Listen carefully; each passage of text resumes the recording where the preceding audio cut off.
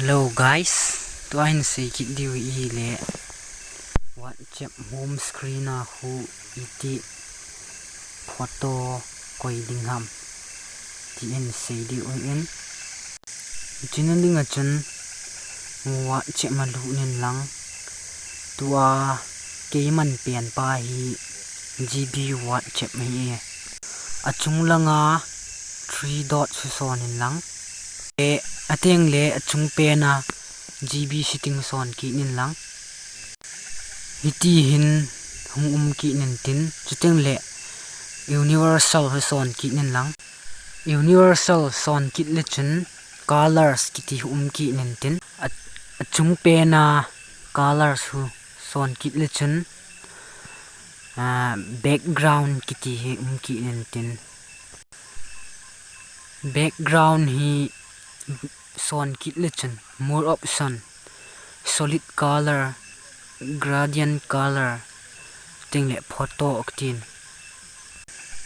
tua hi solid color aga trying katin vet sa naninga chun asana hin siming katin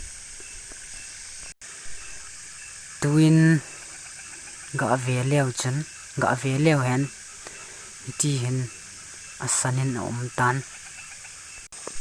tua hi photo kahin koi di tan anai chaina pe na photo ho son le chen hiti hin na gallery hung lu nin tin na gallery na dei pen chu na WhatsApp no GB WhatsApp home screen na man thi tuin photo ko ga koi chu ga veo hiti hiti hi danga pa sang chun tu na hoi satan